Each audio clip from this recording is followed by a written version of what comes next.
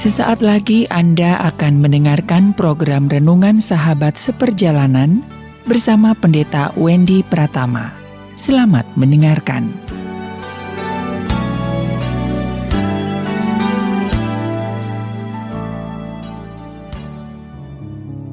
Selamat berjumpa kembali dalam layanan audio Sahabat Seperjalanan hari ini 27 September. Sahabat Seperjalanan untuk menolong Anda berdoa dan bersaat teduh setiap pagi.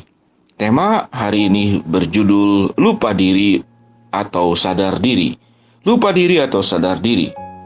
Di dalam kitab Ulangan 27 ayat 17 sampai ke 19 ada 3 bagian tentang orang-orang yang terkutuk. Di dalam ayat yang bagian awal dikatakan terkutuklah orang yang menggeser batas tanah sesama manusia.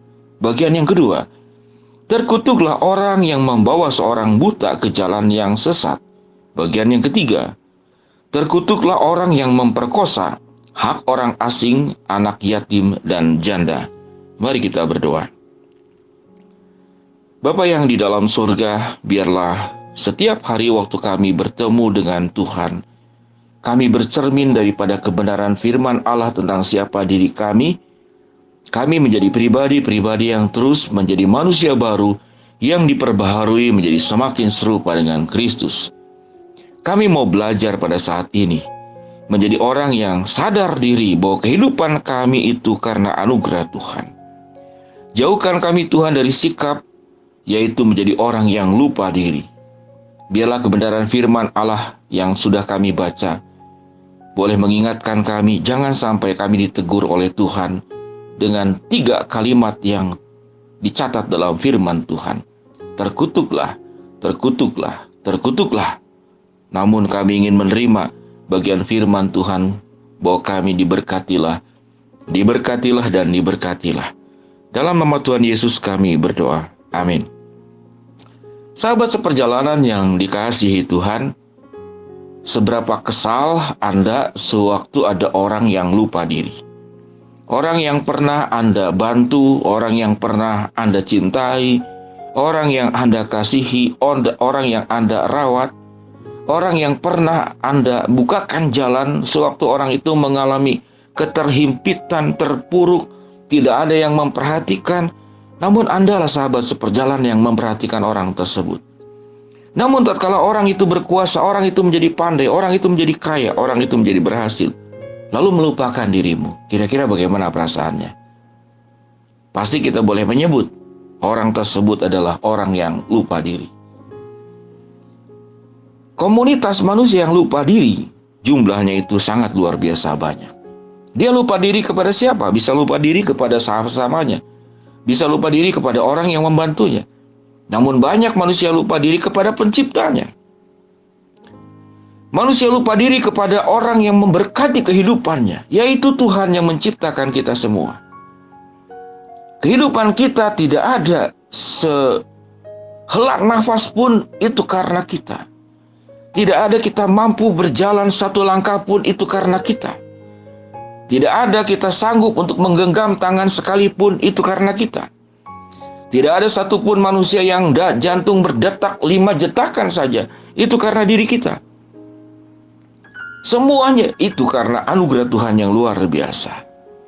Tatkala kita melupakan semua anugerah Tuhan, maka kita menjadi kelompok orang yang lupa diri. Kelompok orang yang tidak sadar diri bahwa setiap kita masing-masing itu bersumber dari Tuhan. Bagian Ulangan 27 ayat 17 sampai ke 19 itu mencatat 3 orang yang dikutuk oleh Tuhan. Yang pertama, terkutuklah orang yang menggeser batas tanah sesama manusia. Artinya di sini ada orang-orang yang dikutuk itu adalah orang yang suka merampas hak-hak orang lain. Baik tanah, baik apapun juga bentuknya. Yang kedua, terkutuklah orang yang membawa seorang buta ke jalan yang sesat. Ini sungguh luar biasa bagian firman Tuhan. Orang buta tunanetra tidak perlu dibawa ke jalan sesat kalau dia tidak terlatih untuk berjalan mengetahui jalan, karena itu adalah latihannya. Dia sudah tersesat sendiri. Bayangkan, Betapa jahatnya orang yang sudah orang buta, dia mencari jalan sesat, mencari jalan yang benar saja sulit, yang harusnya kita tuntun kepada ke jalan yang benar.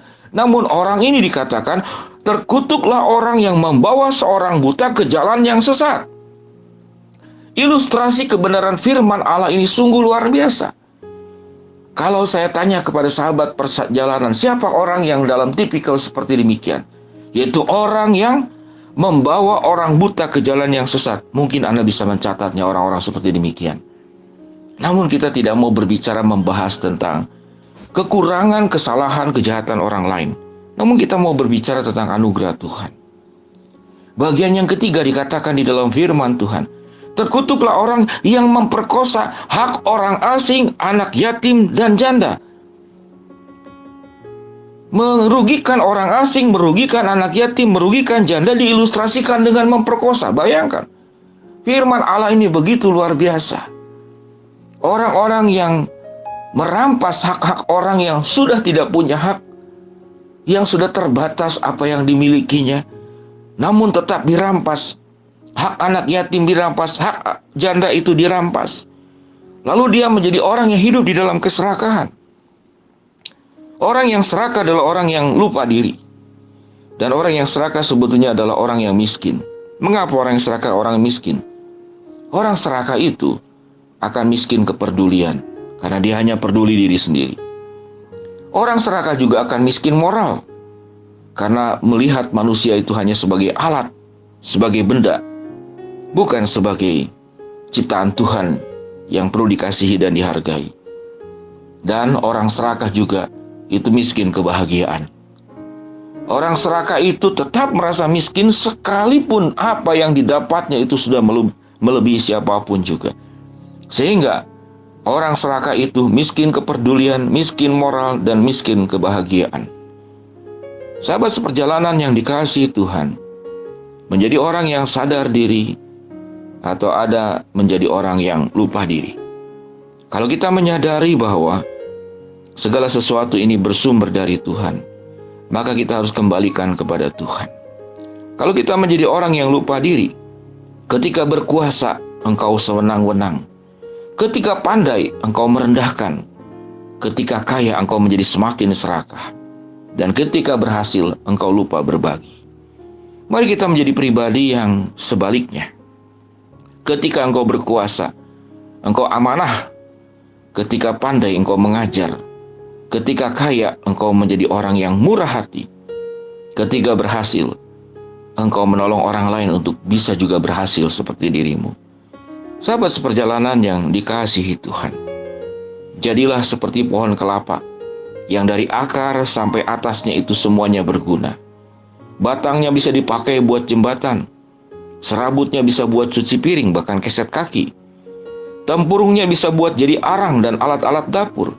Akarnya itu banyak menyerap air untuk bisa mencegah banjir. Sahabat seperjalanan yang dikasihi Tuhan, pohon kelapa disebut sebagai pohon ribuan manfaat.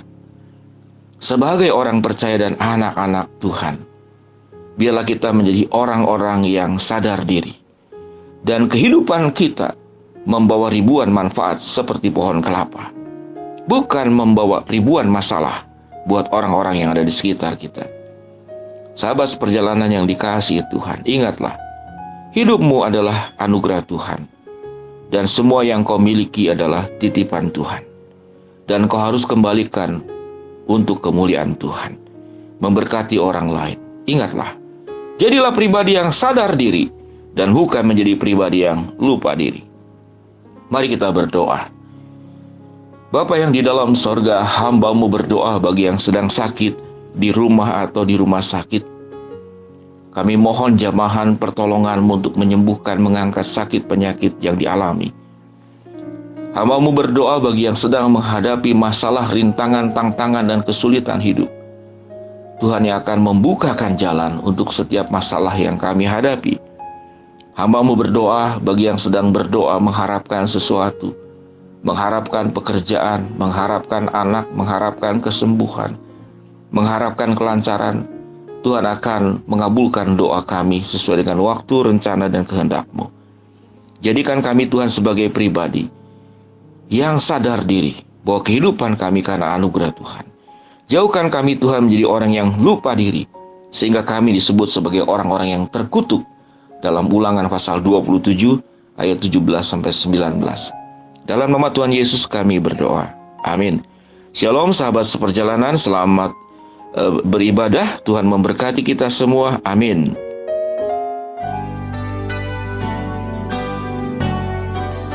Anda baru saja mendengarkan program Renungan Sahabat Seperjalanan bersama Pendeta Wendy Pratama. Terima kasih atas perhatian Anda. Tuhan Yesus memberkati.